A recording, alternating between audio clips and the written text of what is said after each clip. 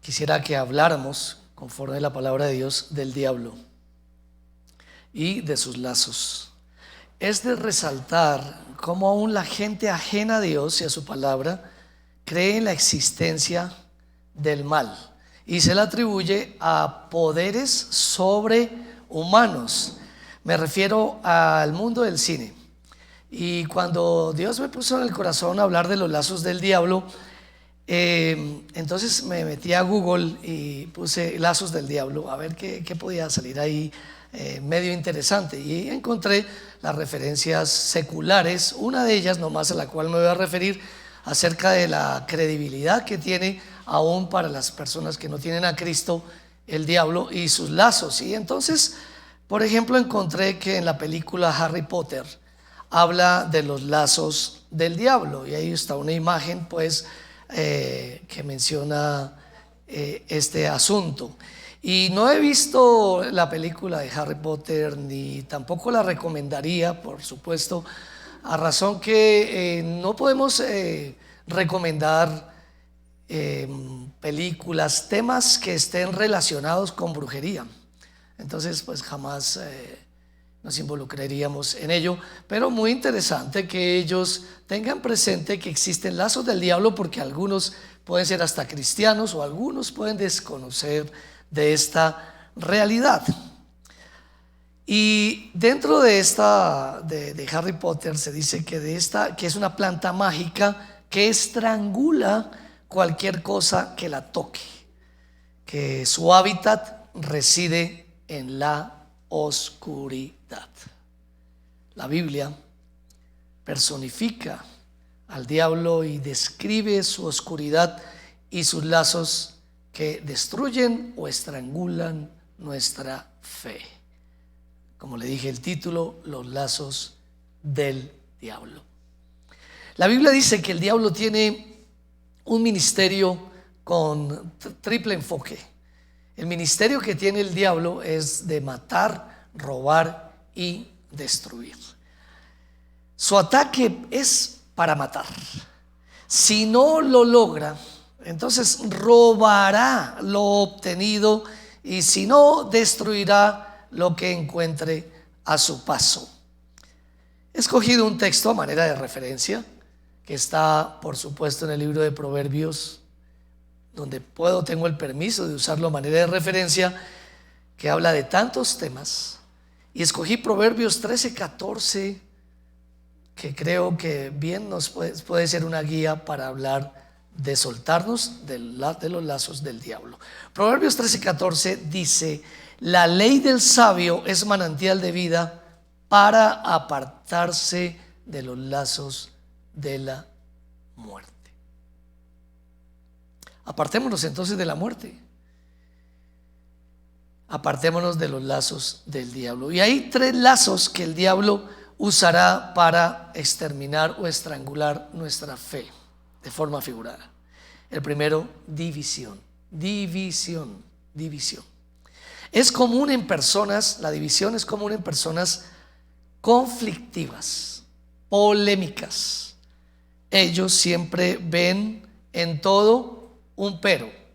Entonces, fuera del cristianismo, fuera de la fe, hay personas así. Yo creo que todas las personas sufren de contienda, de rebeldía, pero hay algunos donde ellos son más fuertes o son más débiles en esa área. Cuando las personas se convierten a Jesucristo, han tenido de pronto en el pasado ese tipo de cosas, han sido personas conflictivas. Sus hogares fueron llenos de conflictos, de gritos, todo era rebeldía en ellos. Entonces, estas personas tienden esas tendencias, aunque ya sean cristianas, de todas formas son próximos a esta realidad. Estas personas que causan división alejan a otros. ¿Cómo lo hacen? Imponiendo su voluntad con su personalidad, y usan argumentos o justificaciones permanentemente. Si no las tienen, las van a buscar y las van a encontrar. Y eso es una obra de la carne. Gálatas capítulo 5, 19 al 21. No voy a tomar todo el texto, dice: manifiestas son las obras de la carne que son, y habla de secciones. No voy a tocar la inmoralidad, voy a hablar lo que concierne a nuestro tema. Manifiestas son las obras de la carne que son, y aquí viene: enemistades, pleitos, celos, iras, contiendas, disensiones y herejías, porque terminan aún usando la Biblia para justificar o argumentar su tendencia carnal de ser polémicos. Y aún algunos de ellos sienten o se sienten orgullosos de ser polémicos y de usar en todo el debate. Bueno, no sé si alguno de ustedes tenga esa inclinación, es posible que sí. Herejías y envidias. Y nosotros en este tiempo hemos sido testigos al ver lo que pasa hoy en las naciones. ¿Qué es lo que pasa hoy en las naciones? Las naciones tienen un lazo grande que se llama división. División. Divide y reinarás. Es la consigna. Es la consigna para todas las naciones y los pueblos, los gobiernos, contra los gobiernos, poder dividir. Nuestros pueblos están en medio de agitaciones como el resultado de guerras. Nuestro común denominador es la rebelión, por ejemplo, contra las autoridades gubernamentales. Las autoridades de gobierno es lo común en nosotros, la rebelión. Pero ¿de dónde surge esto? Yo le voy a decir de dónde surge. Pues lo había ya comentado en parte, que hay personas que distinguen esta generación. Cuando no ha habido un buen padre o cuando no hay padre, estaba pensando en los llamados, los de la primera línea del Point de las Américas. Los de la primera línea, me gustaría saber cuántos de ellos tienen papá y mamá, cuántos de ellos han sido criados bajo disciplinas y cómo se reflejan las disciplinas en su cotidiano vivir. Algunos de ellos pueden tener papá o mamá, pero con las mismas tendencias, unas tendencias a rivalizar, unas tendencias a oponerse. Eso es lo que nosotros vivimos, comportamientos practicados desde la casa, la deshonra al padre y a la madre. ¿Cuántos padres estarán diciendo: sí, bien hijo, te veo bien ahí en primera línea, en primera fila? ¿O cuántos estarán llorando y sufriendo porque sus hijos no admiten amonestación y no escuchan a sus padres? Esto ocurre desde casa.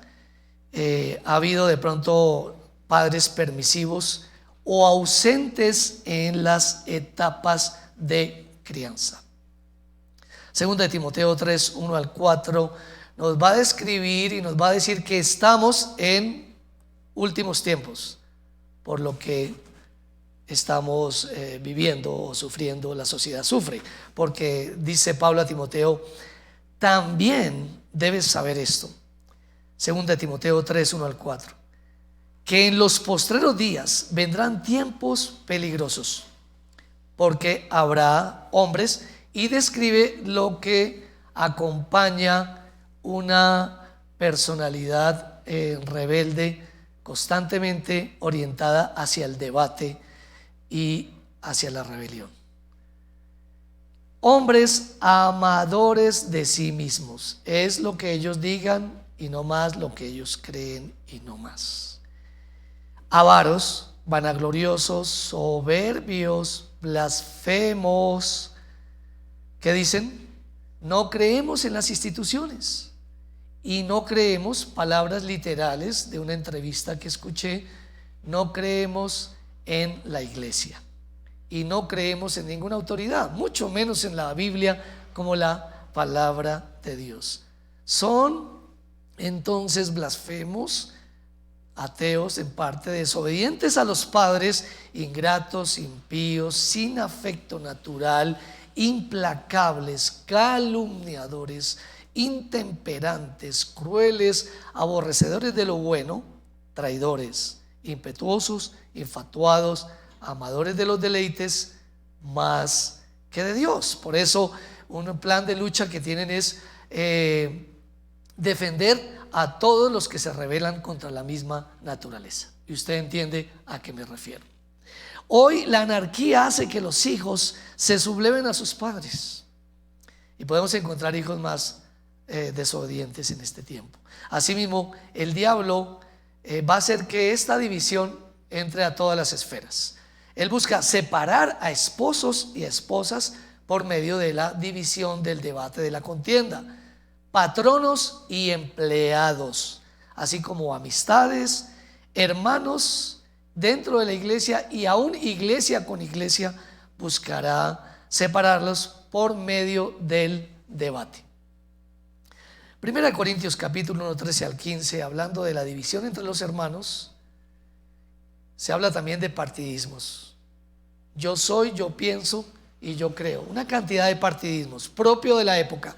1 Corintios 1, 13 al 15 dice, desde el 11, quizás más bien, de 11 al 13 es la cita: porque he sido informado acerca de vosotros, hermanos míos, por los de Cloé. La familia de Cloé trajo informes y dice que hay entre vosotros contiendas, divisiones. Quiero decir que cada uno de vosotros dice: yo soy de Pablo, yo soy de Apolos, y yo soy de Cefas, y yo de Cristo.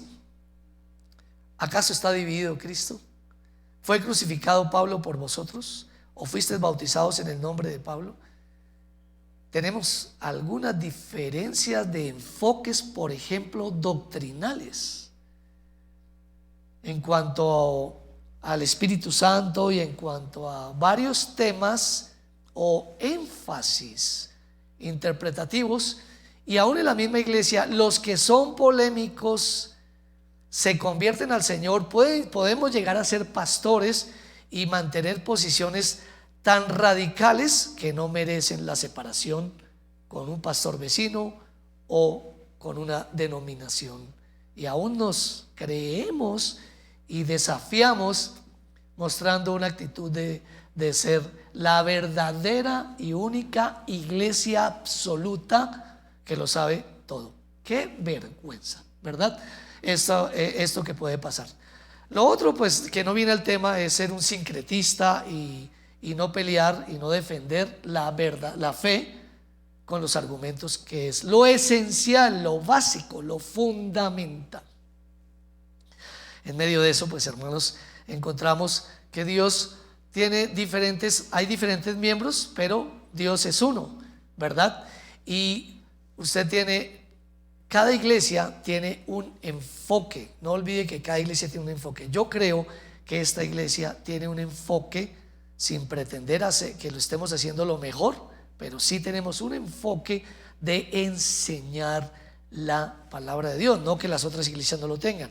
Otras iglesias tienen un enfoque intercesor 24/7, otras iglesias tienen un enfoque misionero, otros evangelísticos, otros tienen enfoque empresarial, otros pueden tener enfoques variados. El enfoque de esta iglesia, primero, es un ministerio de enseñanza, pero su enfoque es de restauración por medio de la palabra, sin pretender decir que en otras iglesias no se enseñen, pero tenemos enfoques, de manera tal que alguno de los que vienen acá a veces quisiera como que su iglesia fuera como más neopentecostal, que su iglesia fuera más carismática, que su iglesia fuera más y más y más.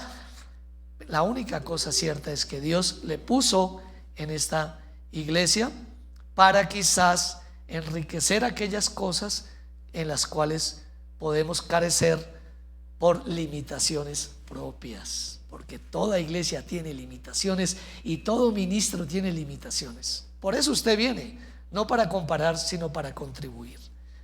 Bien, una persona que se crea cristiano cae en la trampa de la división por sus tendencias carnales, pero no por mucho tiempo. No va a durar mucho tiempo así, porque el Espíritu Santo lo llevará a arrepentirse y a corregir rápidamente su error y a pedir perdón. Mientras que un necio no podrá cambiar su condición.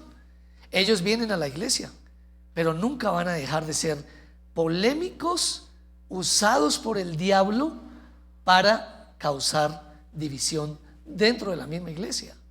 Se pueden demorar tiempos, pero tarde o temprano sus inclinaciones saldrán a la luz.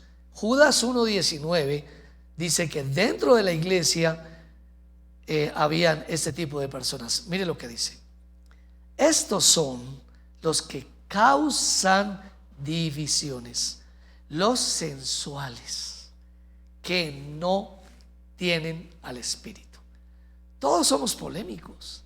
Yo creo que tengo parte de eso, de ser polémico, pero tenemos un límite, y es cuando el Espíritu Santo toma nuestra vida y hace que sea superior el amor al prójimo que los razonamientos que nos acompañan.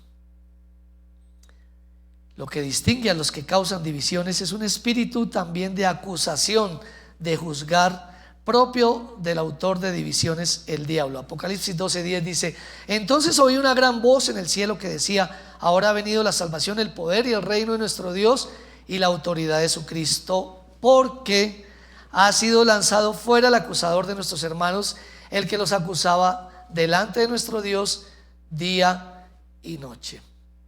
Bien, pareciera como un evento, está hablando como algo de futurista, de la gran salvación que Dios nos ha dado, o de pronto de ayer, de pasado, presente y futuro, como el Señor ha sacado fuera al acusador, ¿verdad?, de los hermanos.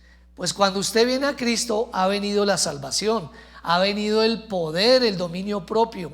Espíritu de poder, de amor y dominio propio ha venido para usted, y ha sido sacado fuera la acusación de su vida, el juzgar a otros. Si verdaderamente somos salvos, echaremos de nosotros toda división y huiremos de este lazo del diablo que les estoy hablando. Y quizás pueden haber muchas maneras de enfrentar este lazo, pero le voy a dar solamente una que ha servido en la mayor parte de mi vida para enfrentar las divisiones y las contiendas, y es Filipenses 2:3-4, que siempre que voy a hacer algo, voy a decir algo, ese versículo está como un filtro. Nada hagáis por contienda o por vanagloria, antes bien con humildad, estimando cada uno a los demás como superiores a él mismo, no mirando cada uno por lo suyo propio, sino cada cual también por lo de los otros. 3 lazos que usa el diablo para apartarnos de Dios y de su propósito. Primero, división. Segundo, duda. Otro lazo fuerte que el enemigo usa es que nosotros dudemos ¿de qué? Por ejemplo, de la presencia de Dios, de su amor, de su perdón, que dudemos de sus mandamientos, que veamos como cosas demasiado radicales. Algunos de ustedes me han compartido y me han dicho: pero eso suena muy radical, y tenemos que decir, bueno, ¿me está sonando radical a mí o está sonando radical ahí en lo que la Biblia dice? Por ejemplo, la gente pone en duda lo que la Biblia dice. Por ejemplo, la Biblia dice: el hombre no vestirá ropa de mujer, ni la mujer vestirá ropa de hombre. Algunos lo ponen en duda y cada vez se aproximan usando cosas más unisex, ¿verdad?, que piensan que es cultura pasada, cultura moderna, y no les importa ya. Y si de pronto algún día salen a la moda, si es que ya no están tipos de ropa X, ¿verdad?, calzoncillos con encajes o alguna cosa así, es posible que la gente los avale y se los ponga. Mandamientos que la Escritura dice. Hay muchos mandamientos que la gente va a cuestionar, va a dudar la gente de la palabra de Dios. Poner en duda y de su voluntad fue la primera tentación que lanzó el ser humano desde la creación. Génesis 3:1 dice: pero la serpiente era astuta, más que todos los animales del campo que Jehová Dios había hecho, la cual dijo a la mujer: ¿con qué Dios os ha dicho? ¿Con qué Dios os ha dicho? Siempre eso va a estar en cuestión, y siempre el enemigo nos va a hacer dudar. ¿Con qué Dios le ha dicho esto o aquello?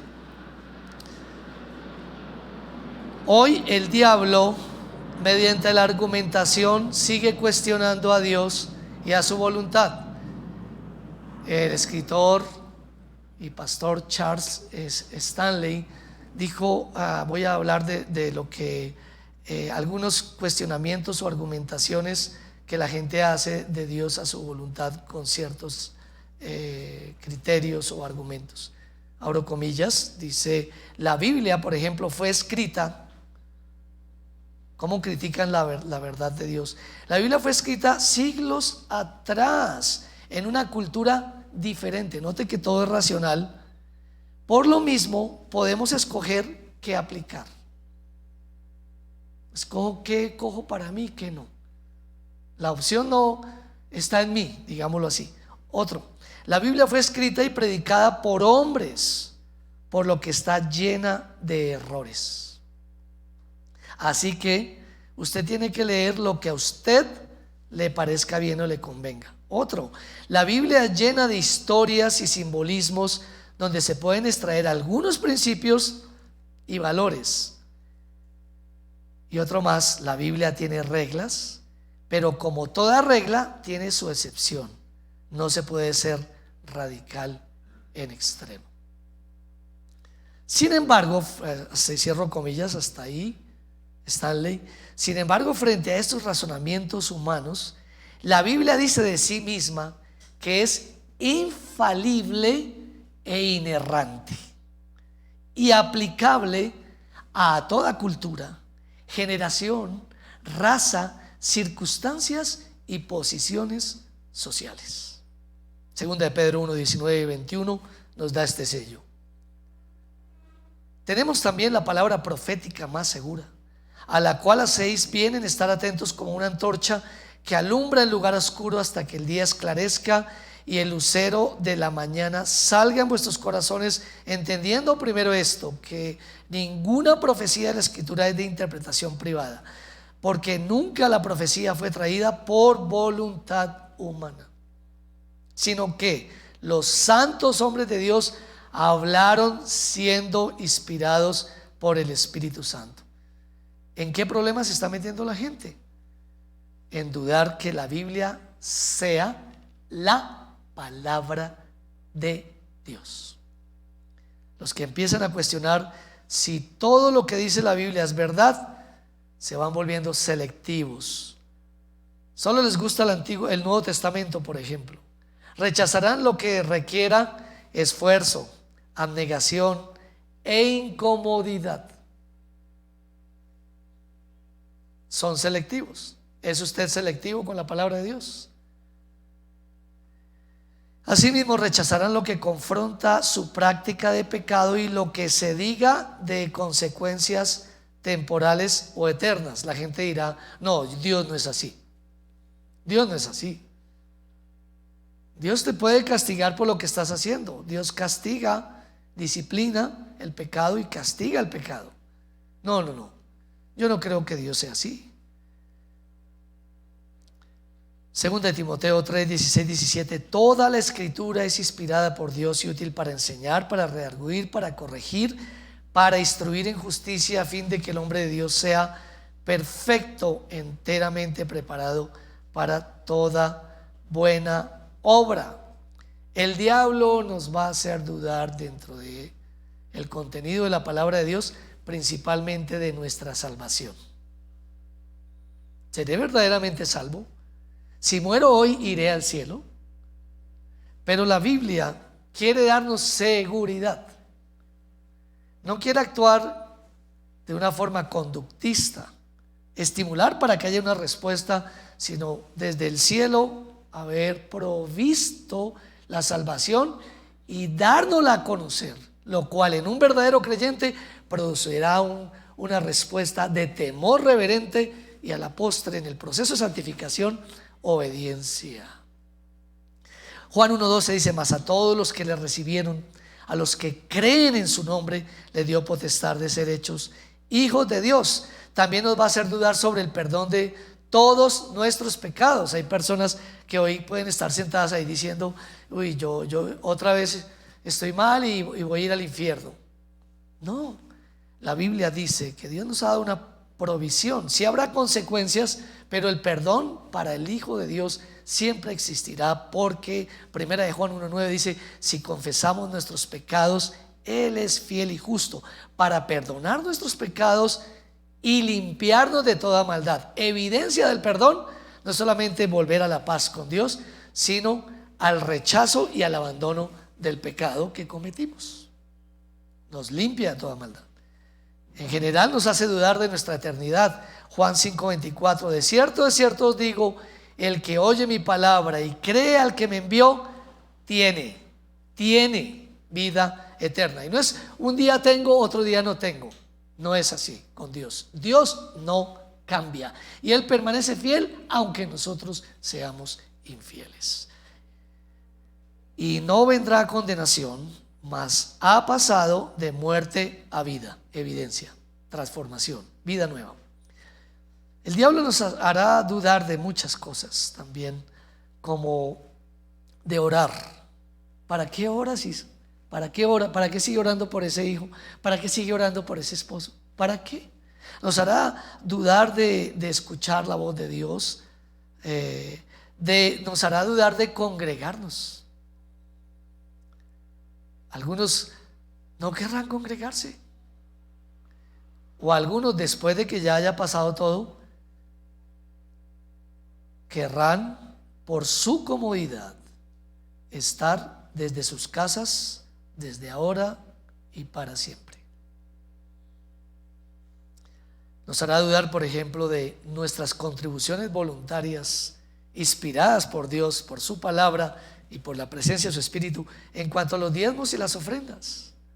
Nos hará dudar de eso y demás cosas, hermanos, de servir a Dios. 3 lazos que usa el diablo para apartarnos de Dios y de su propósito. Primero, división. Segundo, duda. Y por último, esta mañana también distracción. El diablo va a procurar siempre distraernos ¿de qué? De darle la gloria y la honra a nuestro Señor. Las mentiras del diablo siempre tienen una apariencia de algo de verdad. El diablo es un falsificador. Apocalipsis 12:9 dice: y fue lanzado fuera el gran dragón, la serpiente antigua, que se llama Diablo y Satanás, el cual engaña al mundo entero. El cual engaña al mundo entero. En otras palabras, dice también en otro texto que el mundo yace bajo el maligno, bajo el poder espiritual sobrehumano del diablo. Y fue arrojado a la tierra, y sus ángeles fueron arrojados con él. En el ejercicio de su ministerio, el diablo nos va a decir muchas mentiras, y una de ellas que nos va a decir es que usted y que yo no tenemos tiempo. Es una de sus preferidas mentiras, decirle a usted que usted no tiene tiempo. ¿Tiempo para qué? Para vivir conforme a la voluntad de Dios. El diablo siempre le susurrará al oído que usted está muy ocupado, muy ocupado. Usted no está muy ocupado, usted está muy desorganizado. Usted carece de límites. Es que me toca todo en la casa, pastor. ¿La culpa de quién es? La culpa del comportamiento de nuestros hijos, ¿de quién va a ser? ¿Qué dirán los padres? Es que me salió terrible. Este pelado me salió terrible. Me salió terrible, no. Yo le dejé a él desarrollar a sus anchas lo que había en su corazón. Yo no le estorbé el camino, yo no le guié. Y entonces la esposa también se puede quejar del esposo y cosas así. No hay límites. No es que esté ocupado, no es que usted esté ocupada, está desorganizada, está llena de cosas. Marta, Marta, afanada y turbada. ¿Cómo ha sido para las mujeres y los hombres también? Las mujeres tienen por lo menos una justificación en el mundo natural, no delante de Dios, sino en el mundo natural tienen una justificación. Se dedican mayormente a los asuntos de su casa. Digo mayormente porque hay casos donde no es así, donde el esposo, muy pocos casos, es el del delantal. Tiene una justificación en cuanto a los ojos de los hombres, pero los hombres no tenemos ni siquiera ante los ojos de los hombres ninguna justificación de pretender estar ocupados, quién sabe más bien en qué cosas. Nos dirá que no hay tiempo, que estamos ocupados para orar, para leer la Biblia, para asistir a la iglesia. Nos dirá que todas estas cosas las podremos hacer más tarde, otro día, la otra semana o el año que viene. Y sabe que yo creo que hoy nos toca ir a resucitar la iglesia, porque muchos hemos recibido esa información de parte del enemigo y hemos mentalmente y racionalmente hemos pospuesto lo que Dios hace mucho tiempo quería que hiciéramos. Y lo más grave de todo, ¿sabe qué es? Es ir contra uno de los mandamientos que está en la Biblia, que es muy delicado. Nosotros decimos siempre, Dios sabe. Si un pastor viene y habla con usted, dice, Dios sabe, Dios sabe. Cuando una persona le dice a un pastor, Dios sabe, ¿sabe qué le está diciendo?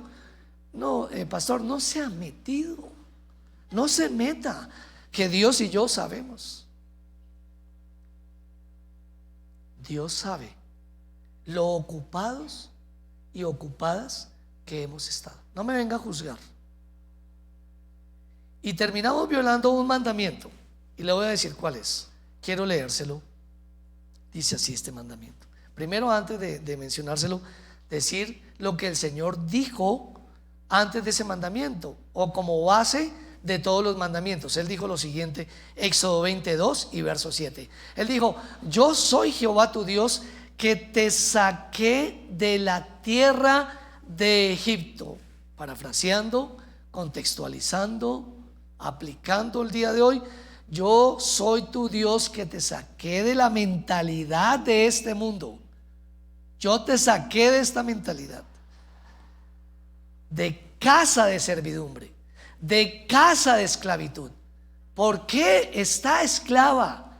¿Por qué está esclavo? Porque vive y se siente como un esclavo. Otra vez usted podría decir, es que pastor, Dios sabe. Y aquí es donde fallamos en este mandamiento, que es muy delicado, hermanos.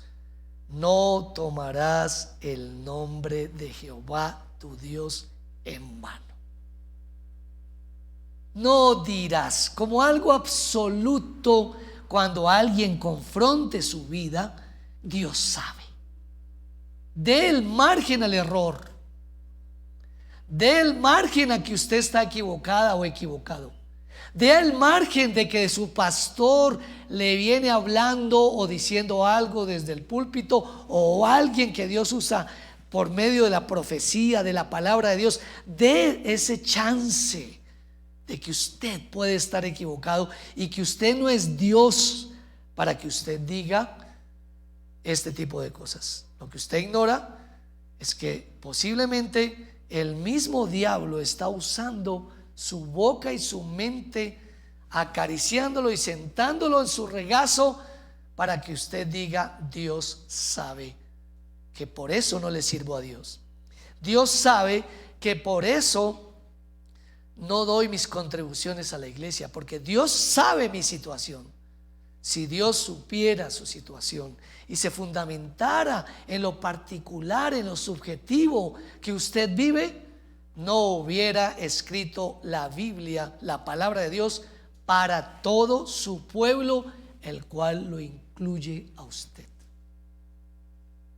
Ha tomado el nombre de Dios en vano y ha tomado el mismo lugar de Dios para interpretar conforme a lo que usted cree, usando el depósito que hace mucho tiempo usted y yo pretendemos tener, pero no la guía de la frescura del Espíritu Santo, que siempre confrontará todas las áreas de nuestra vida.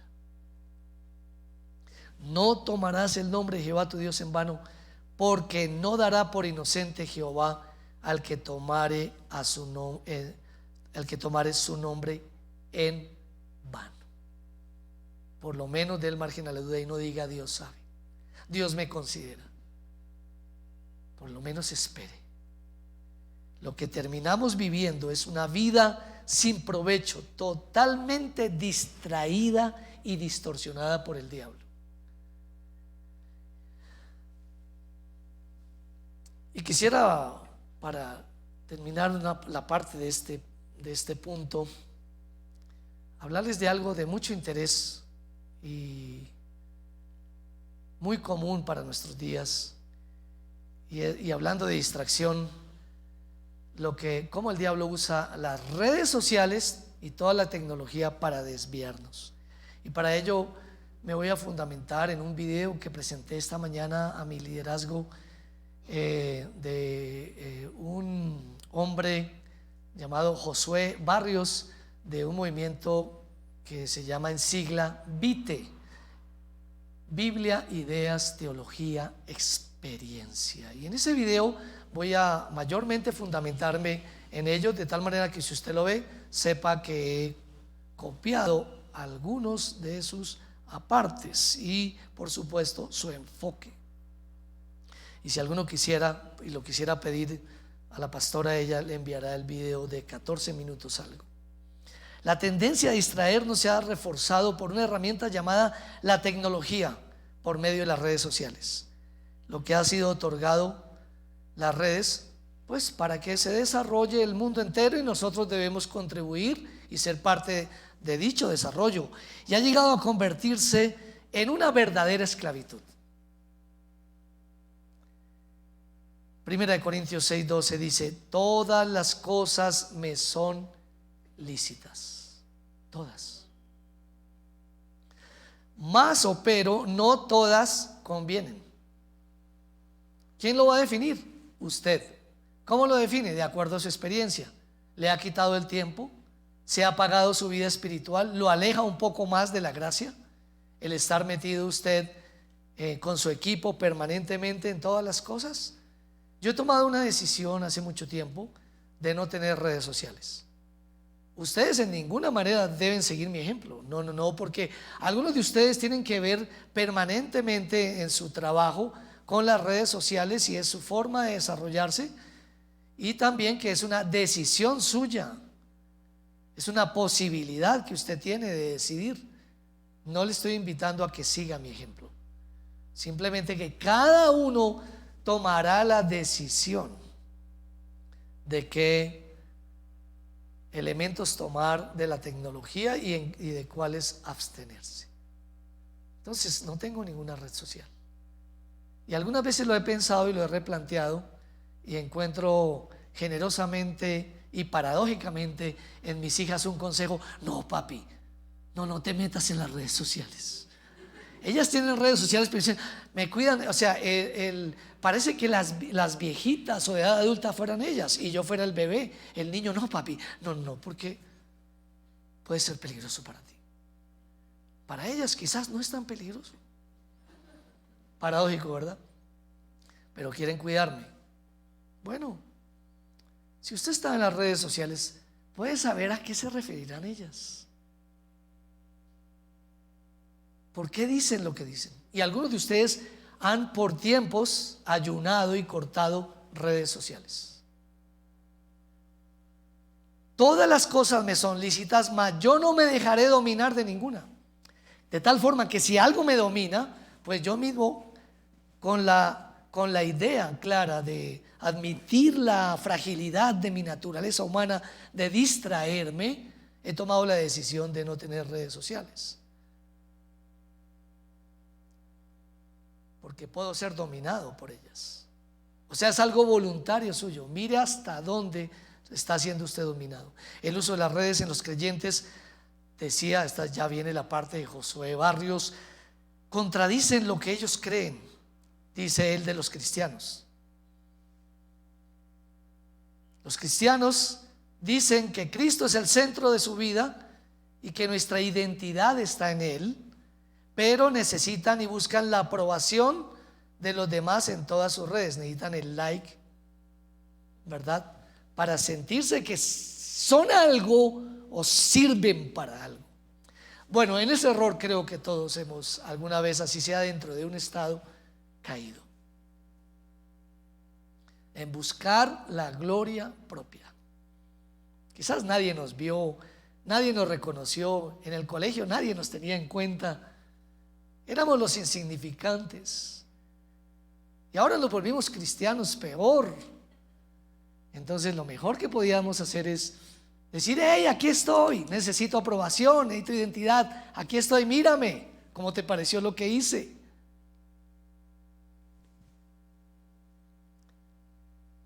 Buscamos la aprobación de los demás en lo que hacemos. Gálatas 6:14 dice: pero lejos esté de mí gloriarme, sino en la cruz de nuestro Señor Jesucristo, por quien el mundo me es crucificado a mí y yo al mundo. Tenemos una identidad en Cristo.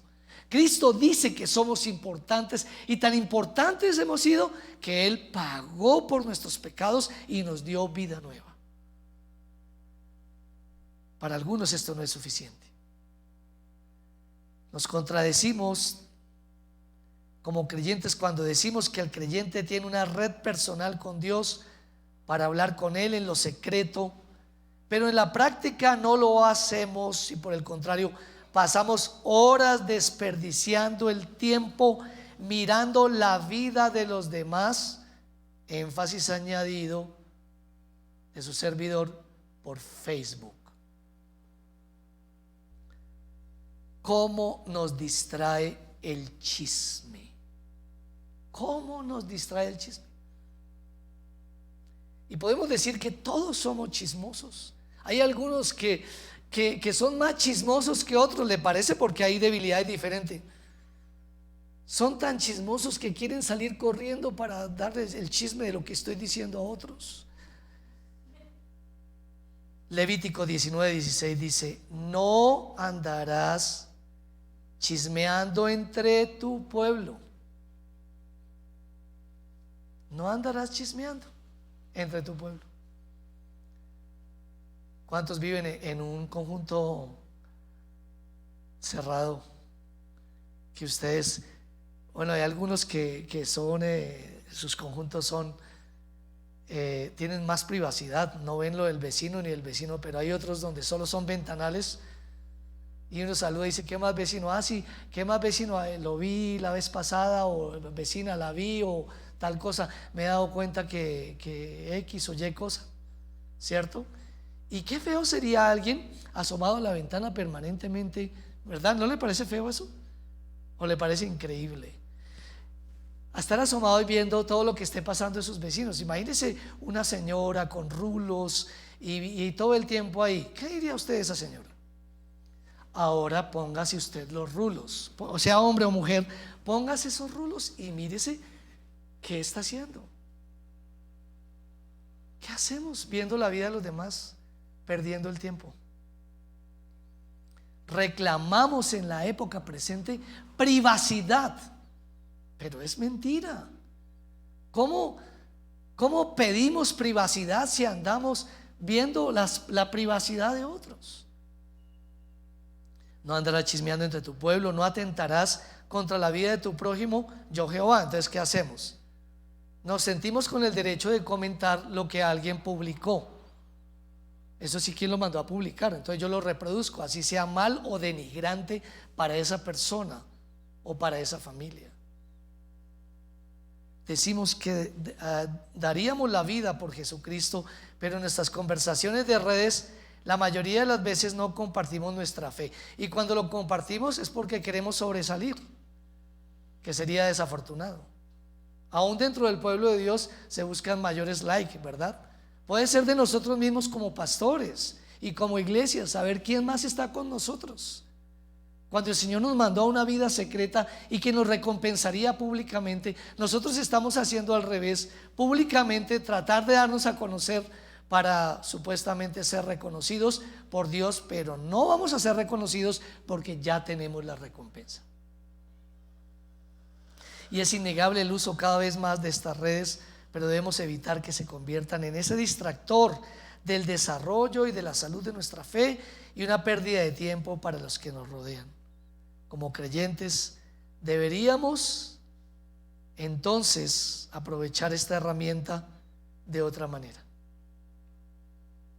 Deberíamos tener horarios para decir: yo no cojo el celular sino hasta tal hora. Creo que podía ser una posibilidad, algo que le ayude, una posibilidad. Usemos esta herramienta para la gloria de Dios y no para la gloria del mundo o para la gloria nuestra. Este autor dice que ellos, la preocupación de nosotros, de ellos, no somos nosotros, en el sentido de cuán interesados estamos, sino de ellos mismos para ganar millones y millones y millones de dólares. Todo a cambio de nuestra privacidad y todo a cambio de nuestro tiempo. Primera de Corintios 10, 31 al 33 dice: si pues coméis, bebéis o hacéis otra cosa, hacedlo todo para la gloria de Dios. Y habla: no seáis tropiezo ni a judíos, ni a gentiles, ni a la iglesia de Dios, como también yo en todas las cosas agrado a todos, no procurando mi propio beneficio, sino el de muchos, para que sean salvos. El autor también decía que todo lo que se nos viene a la cabeza, todo eso lo vamos diciendo. Se me vino algo a la cabeza. ¿No le parece terrible? Somos responsables de la conciencia de los que todavía no tienen a Cristo, y somos responsables de la conciencia de nuestros hermanos en la fe. Somos responsables. Cualquier tipo de publicación de un líder puede afectar la conciencia, lo dije algunos sermones atrás, de adolescentes que no saben dónde están parados. Las pasiones es lo único que despiertan a veces nuestras redes, lo insaciables que somos de buscar la llenura que solamente en Dios encontramos. Usted puede bloquear al pastor. Hay personas que, solamente para mirar el estado, digamos. Yo he dicho: oh, qué hermanos. A veces he visto sus estados, a veces he chismoseado también. Y digo: oh, que mis líderes no están metidos en nada. No, lo que tienen es bloqueado al pastor. Lo tienen bloqueado al pastor y bloqueados a algunos líderes, y al juicio de ellos tienen bloqueados a otros hermanos que han pasado de ovejas a ser sapos. Ellos van a contarle al pastor. Quisiera, hermano, decirle que me siento orgulloso del liderazgo al cual tenemos en la iglesia, porque mire ese comportamiento. No, pastor, si lo que pasa es que usted no ha visto. No he visto porque no me van a dejar ver. Y quizás usted bloquee al pastor, a sus padres, a sus vecinos, pero no podrá bloquear a Dios. Y todo lo que usted haga en secreto será reflejado en público. ¿Lo está amenazando Dios? No, es que la Biblia dice así: para cristianos y no cristianos, como está pasando en tiempos de paro. Dice Marcos 4:22: porque no hay nada oculto que no haya de ser manifiesto o manifestado, ni escondido que no haya de salir a luz.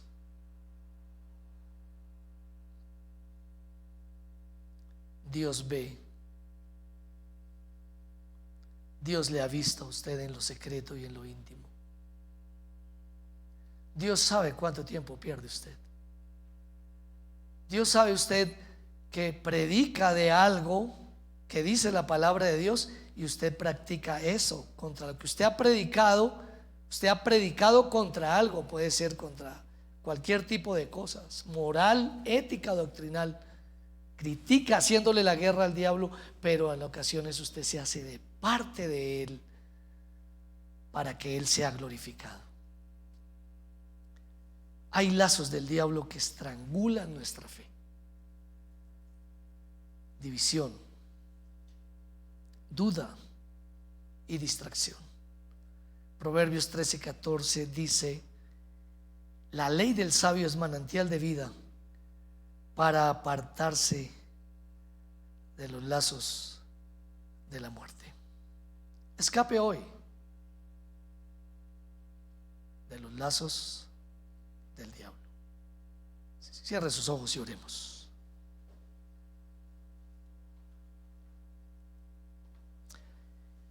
Y para orar yo quisiera pedirle